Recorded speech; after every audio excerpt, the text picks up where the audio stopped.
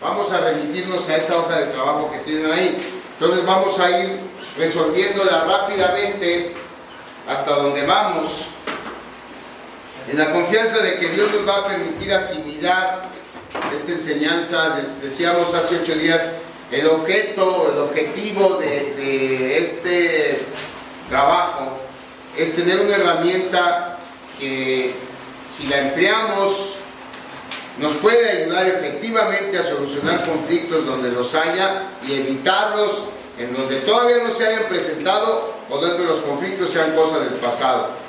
Estamos hablando del terreno personal, del terreno familiar, laboral o congregacional. Entonces iniciamos, definíamos el conflicto primero. Es la primera pregunta que tienen ahí. El conflicto es un desacuerdo entre dos o más personas que las lleva a oponerse mutuamente y que puede originar una rivalidad. Esa rivalidad, si se prolonga, puede derivar en una guerra o un combate entre las partes, ¿sí? Eso es un conflicto, un desacuerdo entre dos o más personas que las lleva a oponerse mutuamente y que puede originar una rivalidad que puede desencadenar incluso una guerra.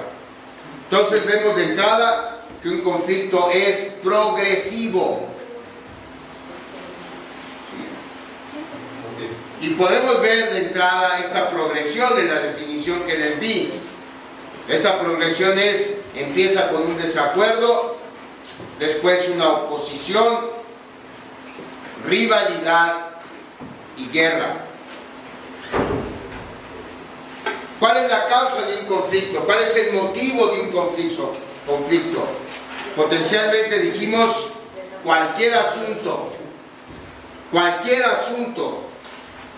puede ser el motivo de un conflicto. Desde quién va adelante en el carro con el papá, hasta una discusión de esposos, desde esos pequeños detalles hasta quién se queda con qué de una herencia, o qué postura debemos tener como iglesia ante un tema controversial. Todo eso, todo ese espectro tienen las causas o los motivos del conflicto. Los conflictos son solo una manifestación externa de nuestra condición interna, que es la causante de todos los conflictos, de todos los problemas que nos aquejan. Es esa naturaleza pecaminosa nuestra que tenemos. Santiago, decíamos, describe lo que estamos diciendo. Si vamos a Santiago 4, versículos del 1 al 3, en la lectura que tenemos, déjenme leérsela, escuchen con atención. Se lo voy a leer en la Nueva Traducción Viviente. ¿Qué es lo que causa disputas y peleas entre ustedes? ¿Acaso no surgen de los malos deseos que combaten en su interior? Desean lo que no tienen, entonces traman y hasta matan para conseguirlo. Envidian lo que otros tienen, pero no pueden obtenerlo. Por eso luchan y les hacen la guerra para quitárselo. Sin embargo, no tienen lo que desean porque no se lo piden a Dios. Aun cuando se lo piden, tampoco lo reciben porque lo piden con malas intenciones. Desean solamente lo que les dará placer, dice Santiago. Y Santiago está aplicando específicamente aquí un principio que el Señor Jesucristo dijo desde que Él estuvo en el ministerio terrenal. Santiago está haciendo una aplicación específica del principio que el Señor Jesús enseñó. Allá si vamos a Mateo 15, versículo 19. Mateo 15, 19, tenga también su Biblia lista porque vamos a estar viendo, no muchas, pero varias citas. Mateo 15, 19 dice, pues del corazón salen los malos pensamientos, el asesinato, el adulterio, toda inmoralidad sexual, el robo, la mentira y la calumnia. Entonces, la causa fundamental de los conflictos es, dijimos, los deseos no cumplidos de nuestro corazón. Esa es la causa fundamental de los conflictos. Los deseos no cumplidos de nuestro corazón. Porque esos deseos se van acumulando y van creciendo en nuestro corazón. Y como veremos enseguida, van transformándose de ser un deseo a ser algo que nos controla, algo que nos domina. Pero el conflicto siempre comienza por algún tipo de deseo. Deseos que dijimos no son intrínsecamente malos, porque un deseo puede ser el que alguien quiera tener paz a su hogar cuando llega del trabajo. Eso no es un mal deseo. O alguien que quiera una esposa amorosa, o una esposa que quiera un esposo que ayude en la casa. Esos no son malos deseos. O alguien que quiera una computadora, o un pastor que quiera que su congregación lo respete, o una congregación que quiera que su pastor se interese más en ella. Todos esos son buenos deseos, no son intrínsecamente malos. Pero esos buenos deseos pueden desencadenar un conflicto, y ahorita vamos a ver cómo. Porque si alguien se interpone en el camino de un buen deseo, entonces es apropiado que hablemos del tema con esa persona. Primero uno a uno, y después, si no se puede, entonces buscando un mediador. ¿Pero qué pasa si la otra persona con la que estamos teniendo este conflicto es nuestra esposa, o el esposo, una hermana, un hijo, un amigo de mucho tiempo, o un miembro de nuestra iglesia? Cuando son relaciones cercanas no podemos simplemente, cuando tienes conflicto con un empleado y tú eres el patrón, pues lo corres. Cuando tienes conflicto con un patrón y tú eres el empleado, pues renuncias y te vas a otra chamba, ¿no? Y así se acaba el conflicto. Pero no puedes hacer lo mismo con tu esposa, no puedes hacer lo mismo con tu esposo, con tu hermano, con tu amigo de mucho tiempo. Eso no es una salida. Entonces decíamos, tenemos que escoger entre dos cursos de acción. Por un lado, podemos confiar en Dios, seguir amando a esa persona y esperar que Dios actúe. Para que puede pasar una de tres cosas, decíamos. Una, que el Señor cambie el corazón de esa persona y podamos conseguir lo que deseamos, o que a través de alguien más obtengamos ese deseo y se acabe el conflicto. O puede ser que el Señor permita que nuestro deseo se adecue a las circunstancias, nos permita esa paz de adecuarnos a las circunstancias y saber que nos casamos con una esposa que su naturaleza no es ser muy cariñosa, pero que nos ama.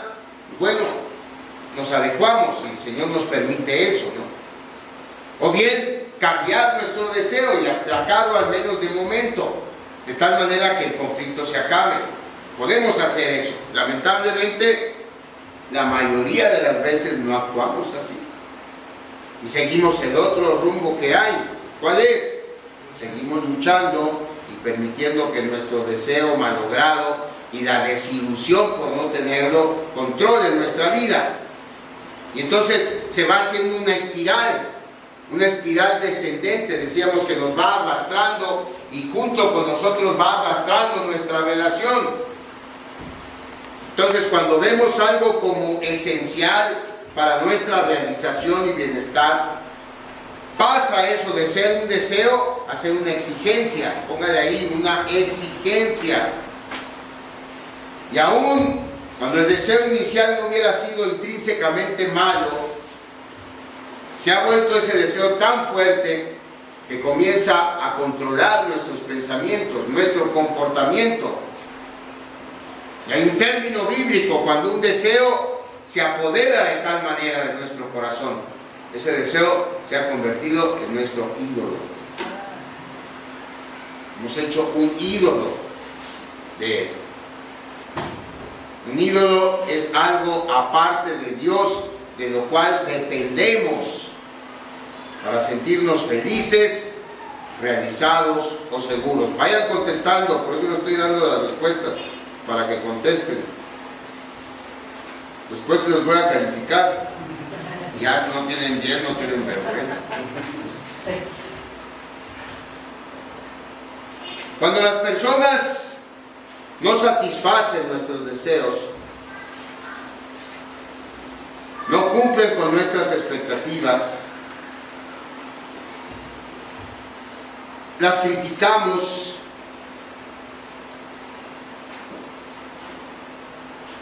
y condenamos en nuestro corazón.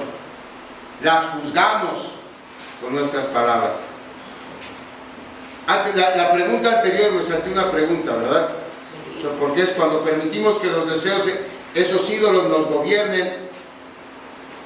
No me apuro porque sé que Edgar y esta Anita traen sus sopas, ¿verdad? No.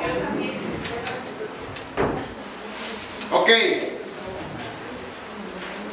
Entonces, decíamos, esa espiral, fíjense cómo va creciendo. Primero es un deseo, que se hace una exigencia. Cuando ese deseo se hace una exigencia y controla nuestro corazón, ese deseo pasa de ser simplemente un deseo a ser el ídolo de nuestro corazón. Y cuando alguien no satisface ese deseo, pasamos a la tercera etapa del conflicto, que es cuando juzgamos a los demás. ¿Cómo? Así terminamos la semana pasada. ¿Cómo? Esa fue la pregunta. ¿Cómo juzgamos a esas personas que no cumplen con nuestros deseos y no satisfacen nuestras expectativas? Vamos a orar y continuamos viendo cómo. Sí. Padre, te damos gracias por la oportunidad de permitirnos volver a acercarnos a tu palabra para aprender de ella. Guíanos, Señor, danos claridad. Permite que este tema tan importante podamos entregarlo bien a tu pueblo y que tu pueblo lo reciba, Señor, como una instrucción de parte tuya, como una herramienta que nos ayude a solucionar conflictos con nuestra familia, con nuestros amigos, con nuestros hermanos. Y de esta manera, Señor, poder librarnos de los ídolos de nuestro corazón y darte gloria por nuestra vida. En Jesucristo, nuestro amado Señor y Salvador, oramos y te damos las gracias desde ahora. Amén. Entonces, la manera en que juzgamos a quienes no cumplen con nuestros deseos, no satisfacen nuestras expectativas, es que los regañamos, los criticamos, los condenamos, y al hacerlo estamos jugando a ser Dios. Y eso es terrible, hermanos. Eso es terrible porque nos hacemos semejantes en esto al mismísimo diablo, y no lo digo yo. Busquen por favor Santiago 3, ahí mismo en Santiago, pero un capítulo anterior, el capítulo 3.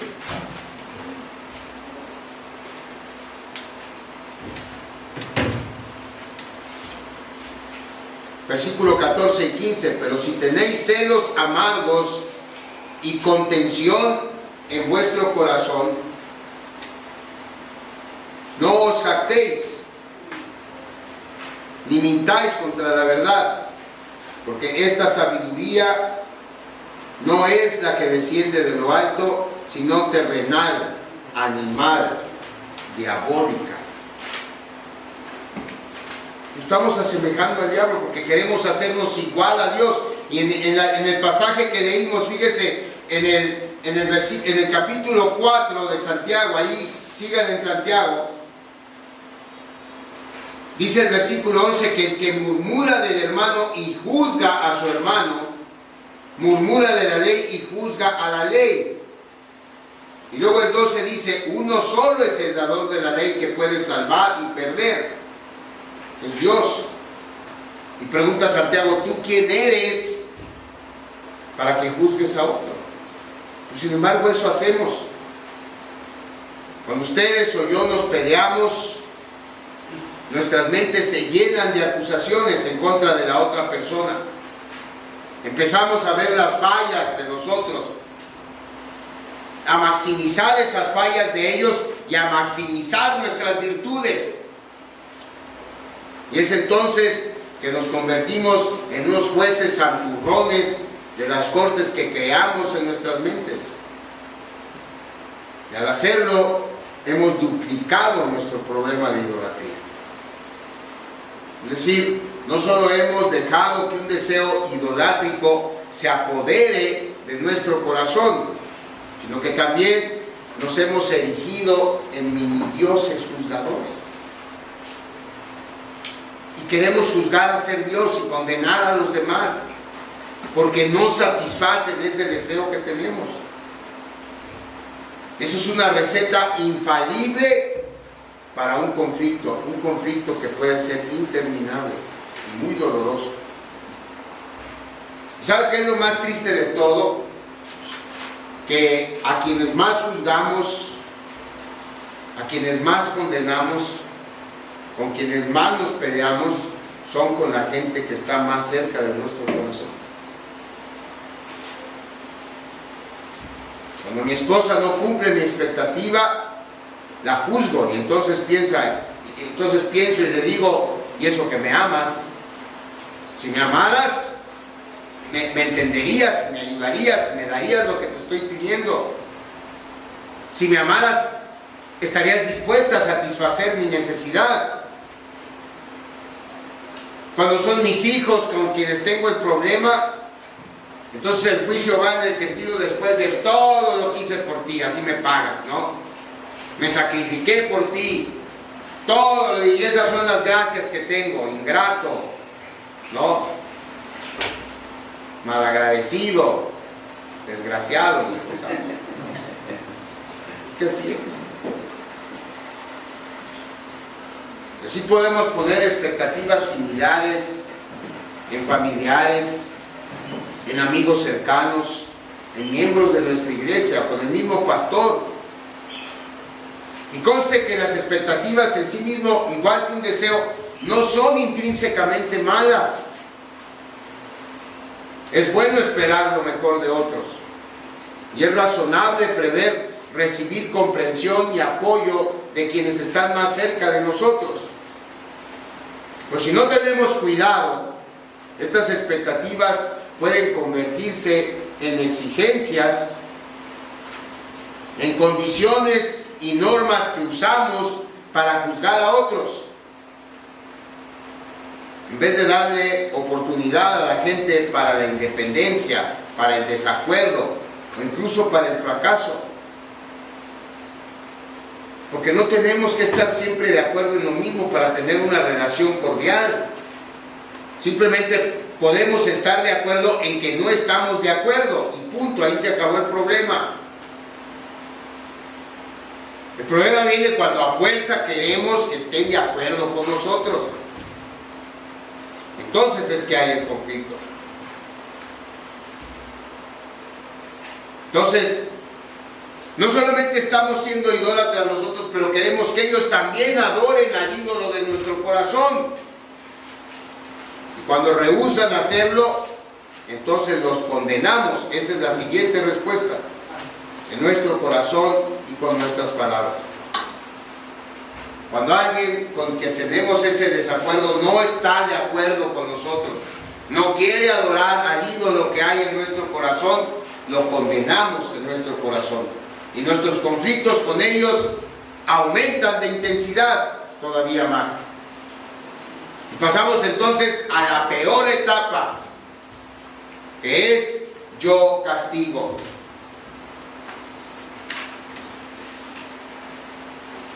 Apúntele ahí. Los ídolos, hermanos, una de sus características es que siempre exigen sacrificios.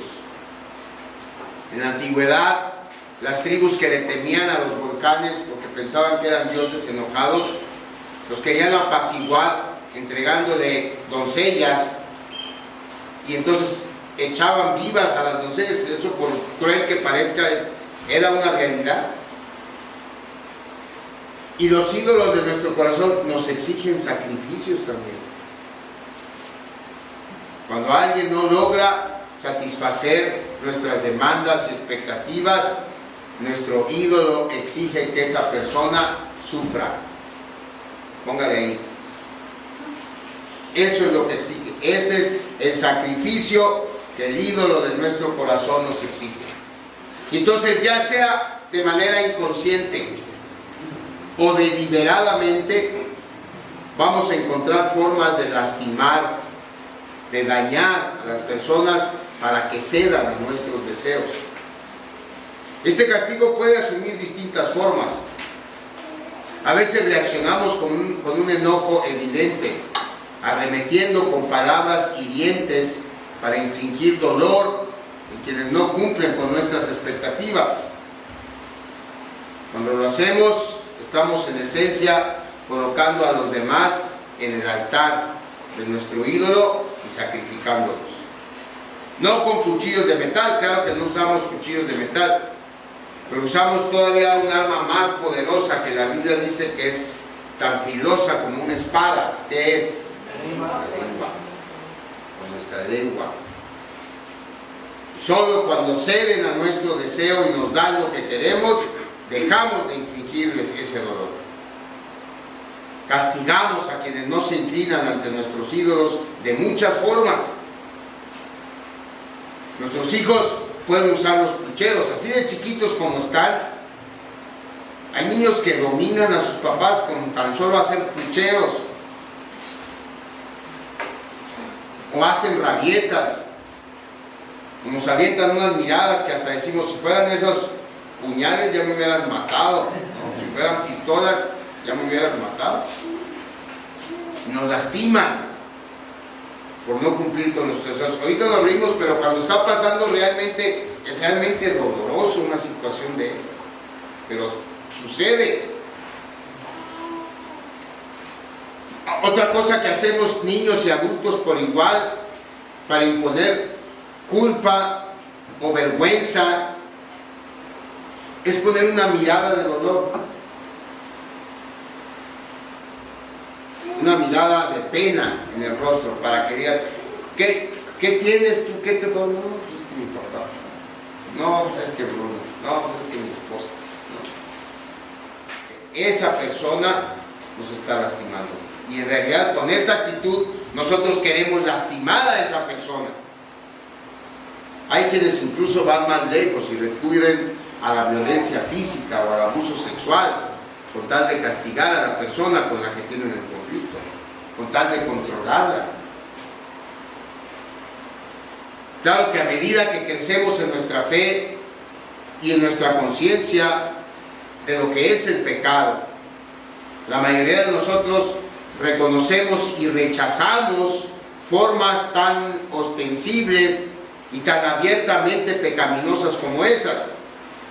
No castigamos así. Nosotros quizá ningún esposo de aquí pueda decir, no, pues yo le he pegado, o ninguna esposa puede decir, es que mi esposo me ha pegado, me ha llegado a violentar de esa manera. No llegamos a esos extremos, no llegamos a violentar una relación sexual con nuestra esposa con tal de querer eso, no llegamos hasta allá. Pero igual nuestros ídolos no renuncian tan fácilmente a los sacrificios, y hallamos formas más sutiles de castigo, pero que son castigo también para sacrificar a quienes no nos sirven. Retirarse de una relación es una forma habitual que tenemos de lastimar a la persona con quien tenemos los conflictos. Y esta forma de retirarse o esta retirarse puede incluir actuar fríamente con ella o con él, retirar el afecto, retirar el contacto físico, mostrarse triste, apesadumbrado, rehusar siquiera mirarla, o en un caso extremo, abandonar la relación por completo. Como enseña nuestro texto en Santiago 4, infligir dolor a otros es una de las señales más seguras, hermanos, de que hay un ídolo gobernando nuestro corazón. Miren qué dice específicamente el versículo 2 de Santiago 4. Codiciáis y no tenéis, matáis y ardéis de envidia y no podéis alcanzar. Combatís y lucháis, pero no tenéis lo que deseáis, porque no pedís. Y aquí conviene que se los lea en la Nueva Traducción Viviente, porque en la Nueva Traducción Viviente usa palabras mucho más comprensibles, o sea, nos puede dar una mejor idea de lo que pasa. Miren, este es el mismo versículo 2 de Santiago 4 en la Nueva Traducción Viviente. Desean lo que tienen, entonces traman y hasta matan para conseguirlo. Envidian lo que otros tienen, pero no pueden obtenerlo. Por eso luchan y les hacen la guerra para quitárselo. Sin embargo, no tienen lo que desean porque no se lo piden a Dios. A esos extremos llegamos. Castigamos a los demás. Y usted le puede decir, no, yo no lo mato. No lo matamos físicamente, pero empezamos a chismear. Empezamos a decir cosas malas de la persona con la que tenemos el conflicto, para que vean, no, ustedes lo ven así. Con ustedes es mojigato y con ustedes se porta muy bien, pero nomás lo vieran cómo me ha tratado a mí. O nomás vieran lo que me ha hecho a mí. No, pues con usted le conviene estar bien, pero nomás viera y conozca. ¿Y cómo va a ser posible que...? Y empezamos. ¿Por qué? Porque queremos lastimar a esa persona con la que tenemos el conflicto. Cuando nos encontramos castigando a otros de esta manera, sea deliberada y abiertamente o inconscientemente y sutilmente, es una advertencia de que alguien distinto a Dios está gobernando nuestro corazón. Y nos hemos convertido, de acuerdo a la Biblia, en idólatras. Aunque no tengamos ni una imagen en nuestra casa y nunca hayamos tenido una imagen, la verdad es que nos hemos convertido en gente idólatra.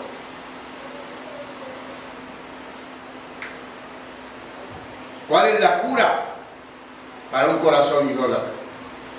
Bueno, como hemos visto, un ídolo es todo deseo que se ha apoderado de nuestro corazón. Es una exigencia absorbente que gobierna nuestro corazón. Es algo que pensamos que tenemos que tener para sentirnos felices, realizados y seguros. En otras palabras, es algo que amamos, que tememos y en lo que confiamos. Fíjese de qué estamos hablando. Estamos hablando de amor, estamos hablando de temor, estamos hablando de confianza. Esas son palabras de adoración. Y es un serio problema, porque el Señor Jesús claramente nos ordena amar solamente a Dios, temer solamente a Dios, confiar y adorar solamente a Dios. Y si no, busquen 3 citas. Voy a pedir a 3 personas distintas. Mateo 22:37. Ayúdanos, David, por favor. Mateo 22:37. Después, allá atrás, esta Ceci, que busque Lucas 12:4 y 5.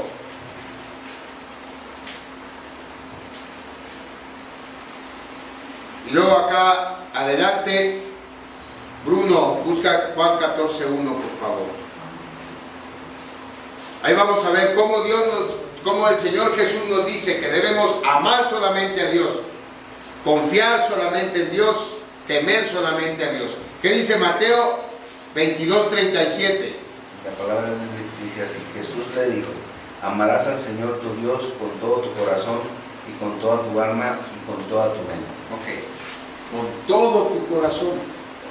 Nuestro corazón no puede estar dividido, porque eso es lo malo de la idolatría. Hermanos, la idolatría no es que dejemos de adorar a Dios y nos vayamos a servir a nuestro deseo, no. Es que estamos siendo infieles, porque estamos, según nosotros, adorando a Dios, pero en realidad el que nos controla es ese ídolo que tenemos. Y de nada sirve que digamos que somos cristianos y que adoramos solamente a Dios, si en realidad nuestro corazón está dividido. Y cuando esa división, claramente la prioridad se la damos a ese deseo que nos está gobernando. ¿Qué dice Lucas 12:4 y 5, Ceci? Mas os digo, amigos míos, no temáis a los que matan el cuerpo, y después nada más pueden hacer. Pero os enseñaré a quién debéis temer. Temed a aquel que después de haber quitado la vida, tiene poder de echar en el infierno. Si os digo, sí, os digo, a este temed. A este temed, gracias. Entonces, no teman, dice el Señor Jesús, a quien nos puede matar solamente. Teman al que puede destruir el alma y el cuerpo en el infierno. ¿Quién es? Nada más Dios. Yo pensaba cuando leía estaba niño que era el diablo, que aquí decía, no, tenle miedo al diablo porque es el que te puede destruir en el infierno. No, el diablo no nos va a mandar al infierno, eres el primero que va a entrar en el infierno. ¿Qué temer a Dios? Porque Él es el que nos puede mandar al infierno. Juan 14:1. Juan 14:1. No se turbe vuestro corazón, creéis en Dios, creed también en mí. Creed también en mí. Pero vale hasta el 4. Sí. En la casa de mi padre muchas moradas hay. Si así no fuera, yo os lo hubiera dicho. Voy pues a preparar lugar para vosotros. Y si me fuere y os prepare el lugar, vendré otra vez y os tomaré a mí mismo, para que donde yo estoy, vosotros también estéis. Y ya sabes a dónde voy y ya sabéis el camino. Exactamente. Sí. Entonces, fíjense, en ese pasaje el Señor Jesús nos dice, crean en Dios, confíen en Dios. Y si creen en Dios, crean en mí. Y en Dios debe estar nuestra confianza, nuestra seguridad debe ser en Dios. Nuestro temor debe ser Dios, nuestro amor se lo debemos a Dios. Entonces, cada vez que anhelamos algo aparte de Dios, cada vez que tememos a algo más que a Dios, o confiamos en algo más que en Dios para sentirnos felices, estamos adorando un Dios falso. Como resultado, merecemos el juicio condenatorio de Dios, del único Dios verdadero que nos instruye a no tener dioses. ¿Cuál es el primer mandamiento? Es el mandamiento más básico. Amarás a Dios sobre todas las cosas. El resumen de la ley es amará, que es lo que vimos en Mateo. Pero si nos vamos a los 10 mandamientos, ¿cuál es el mandamiento? El número 1. No tendrás dioses ajenos delante de mí. Ese es el primero. No te inclinarás a ellos ni los honrarás, porque yo soy Jehová, tu Dios fuerte y celoso. ¿No? Entonces, si somos idólatras, estamos expuestos al juicio de Dios. Ese es el problema.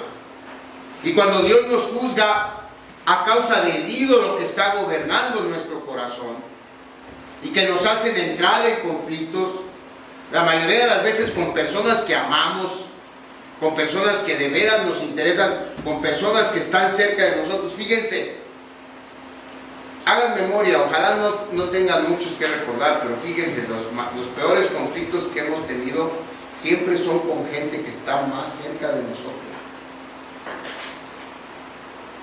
Ese es lo triste, eso es lo grave de los conflictos. Entonces, estamos expuestos al juicio de Dios, y cuando tenemos esto, cuando somos idólatras y Dios nos juzga, no piensen que la manera en que Dios nos va a juzgar es que va a venir y nos va a torturar en sueños, o que nos va a caer un rayo, o que al estar en un altercado con esa persona que estamos teniendo el conflicto, se nos va a enchocar la boca o se nos va a tullir la mano. Esa no es la manera en que Dios nos juzga. ¿Saben cómo lo hace? Lean, vamos a Romanos 1. Romanos 1, del 21 al 24. Para que vean cómo nos juzga Dios. ¿Cuál es el castigo que Dios da cuando nos aferramos a ese ídolo de nuestro corazón? Del 21 al 24. ¿Qué dice David? Si ya lo hallaste. David Díaz Arriaga. Tú pues enseñas a otros. No. Romanos 1, 21 al 24. Pues habiendo conocido a Dios, no le glorificaron como a Dios, ni le dieron gracias, sino que se envanecieron en sus razonamientos, y su necio corazón fue entenebrecido. Profesando ser sabios, se hicieron necios, y cambiaron la gloria del Dios incorruptible en semejanza de imagen de hombre corruptible, de aves, de cuadrúpedos y de reptiles. Por lo cual también Dios los entregó a las inmundicias en las concupiscencias de sus corazones, de modo que deshonraron entre sí sus propios cuerpos. El castigo que Dios nos da es que Él nos deja a la concupiscencia de nuestro corazón, dice el versículo 24. Es decir, si nos aferramos a seguir dependiendo de ese deseo de nuestro corazón para ser felices, aunque nos cueste una amistad profunda, una amistad que amamos, una amistad que nos interesa, o que nos cueste el amor de nuestra vida, o la familia, o nuestra comunión con los hermanos de nuestra iglesia.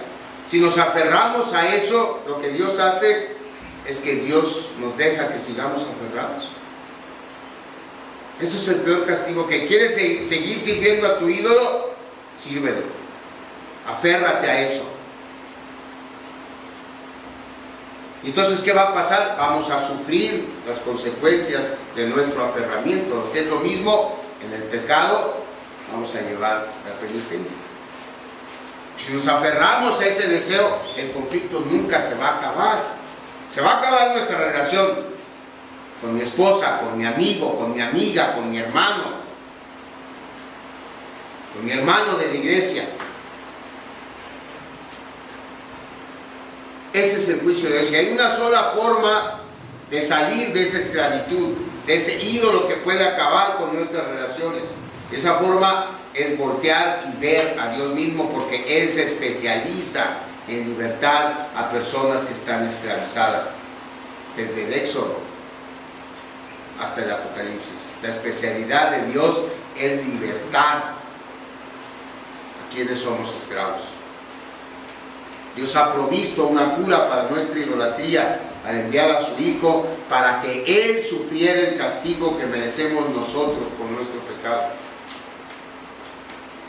A través de Cristo podemos ser justos a los ojos de Dios, encontrar libertad del pecado y de la idolatría. Vean, Romanos 8, ahí en Romanos, nada más que vamos al capítulo 8, versículos 1 y 2. Si decimos que el castigo a nuestro aferramiento es el juicio de Dios y la condenación de Dios, sin embargo Romanos 8, 1 y 2 dice: ahora pues ninguna condenación hay para los que están en Cristo Jesús, los que no andan conforme a la carne, sino conforme al Espíritu, porque la ley del Espíritu de vida en Cristo Jesús me ha librado de la ley, del pecado y de la muerte. Entonces, para recibir este perdón, esa libertad, debemos reconocer nuestro pecado, arrepentirnos, poner nuestra confianza en Jesucristo. Y usted va a decir: pues claro, pastor, pues ya lo hice.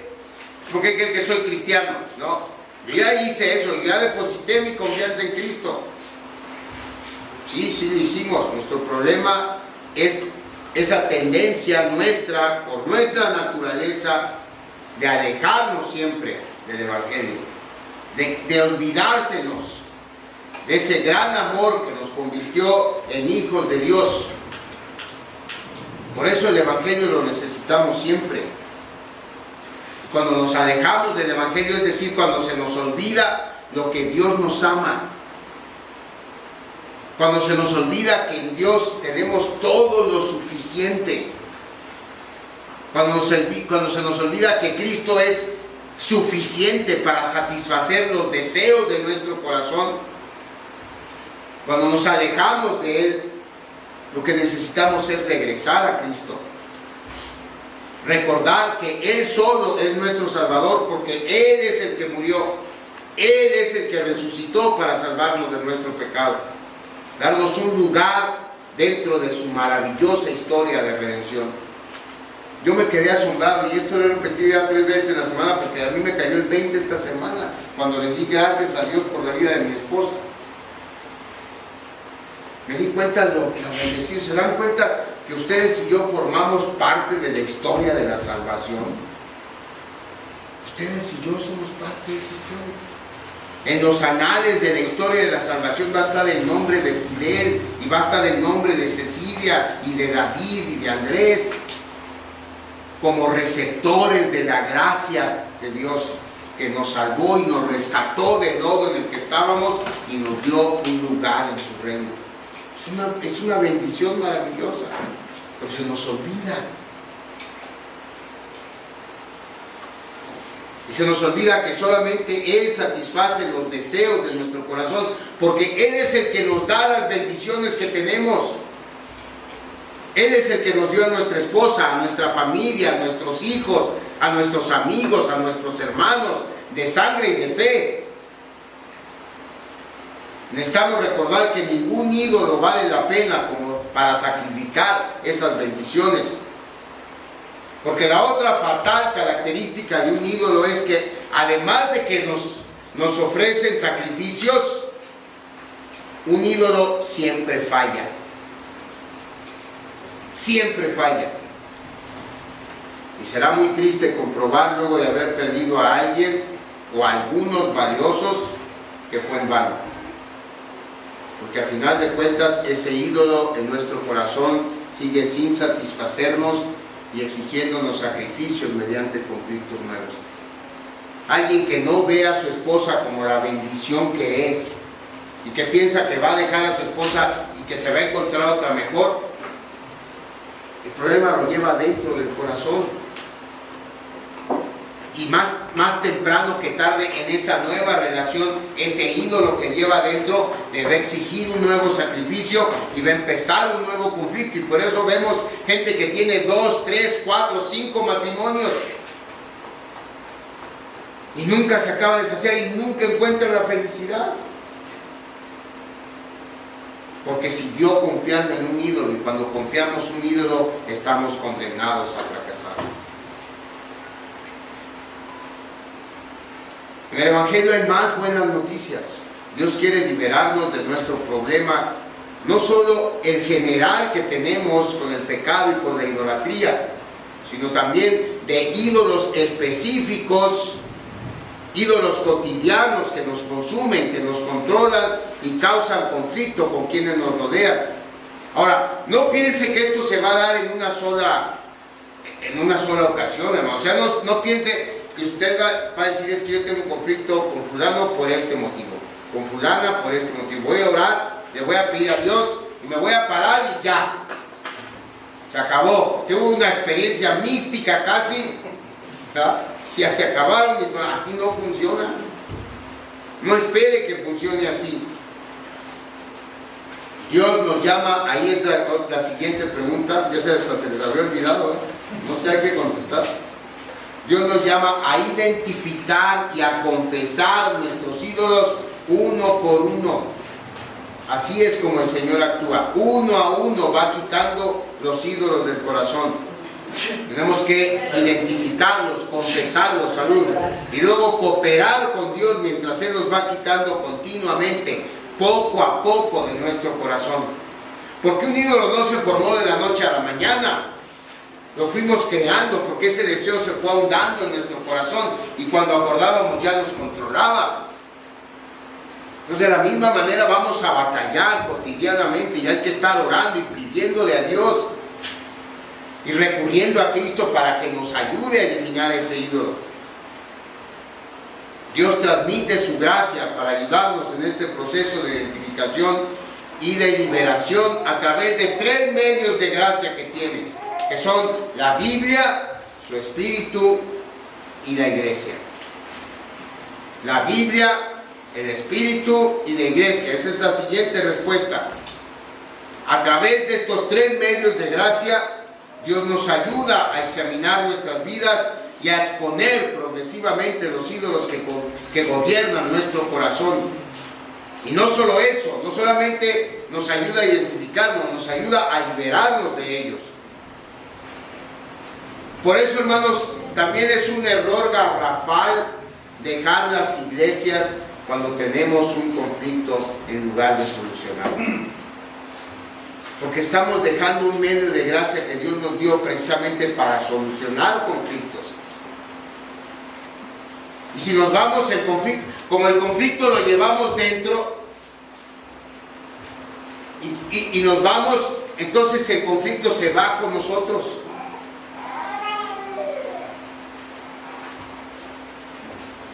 Vamos a llevarlo a donde vayamos y tarde o temprano el conflicto va a resurgir.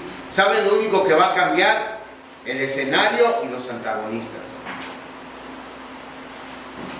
Y ya tuve broncas en determinada iglesia, ya me fui, ya me enojé, ya me peleé, me voy. qué esa iglesia está fría? ¿Por qué esa iglesia no trabaja? ¿Por qué esa iglesia no me satisface? Y me voy. 3 meses, 1 año. Pero el ídolo ahí lo traemos, y mientras lo traigamos vamos a batallar. Entonces acá era porque no trabajaban, y allá no, pues es que nos exigen mucho, no nos dejan descansar y todo el tiempo quieren que estemos en la iglesia.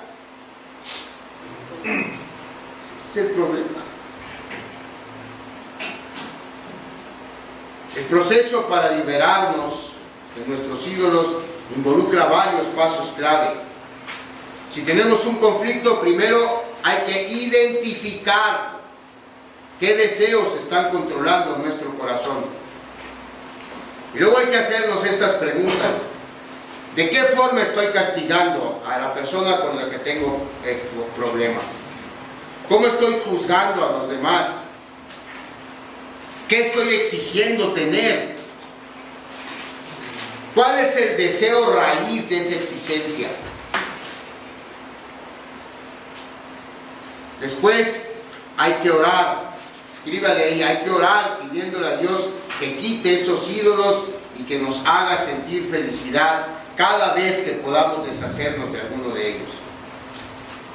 Finalmente y sobre todo tenemos que pedir a Dios que reemplace nuestros ídolos con un amor creciente por Él y un deseo sincero y ferviente de adorarlo solamente a Él. Hermanos, si alguien nos dijera que tenemos cáncer y que ese cáncer nos va a matar si no nos lo tratamos, seguramente no repararíamos en nada con tal de quitarnos ese cáncer. Aunque el tratamiento fuera lo más riguroso, aunque el tratamiento fuera lo más caro, lo haríamos porque sabemos que si no lo hacemos nos mata. Pues en realidad cuando tenemos un conflicto a causa de un deseo que está gobernando nuestro corazón, tenemos un cáncer. Y ese cáncer lo tenemos en el alma. Ese cáncer se llama pecado y se llama idolatría. Pero hay una cura que es invaluable, pero que está disponible para nosotros en forma gratuita. Se llama el Evangelio de Jesucristo. Y se administra a través de la palabra, del Espíritu que mora en nosotros y de la iglesia. Cuanto más rigurosamente nos apropiemos de estos medios de gracia, mayor efecto tendrán para liberarnos de los ídolos que acusan nuestra alma y trastornan nuestras relaciones. Hay que hacerlo, hermanos. El corazón de un conflicto es nuestro corazón, y la cura para nuestro corazón idólatra es Jesucristo. Tenemos que confiar en Él. Él nos ama tanto que nos da bendiciones. Y tenemos que ver a las personas con las que nos ha rodeado como bendiciones de Él para nosotros. Van a pensar igual que nosotros, no muchas veces, o la mayoría de las veces quizás no piensen igual que nosotros, pero no necesitamos estar de acuerdo en todo. Podemos estar de acuerdo en que no estamos de acuerdo y seguir adelante y aportar los dos para una situación. No tenemos que ver siempre el lado negativo de las cosas. Sobre todo tenemos que pedirle a Dios que nos ayude a sustituir nuestro ídolo por el único Salvador que hay, que es Jesucristo. La próxima semana, con la ayuda de Dios, vamos a ver en la sesión final las 4 columnas de la pacificación. Hay 4 fundamentos, 4 elementos básicos para solucionar un conflicto. Y hay algo que yo llamo el arma letal. Si usted quiere terminar con un conflicto, hay un arma que es mortal para acabarlos de raíz. Y la vamos a ver con la ayuda de Dios. Que mientras Dios esté con nosotros, que nos ayude a asimilar en dónde está la raíz de nuestro conflicto y a recurrir a la cura para un corazón idólatra que es el Evangelio.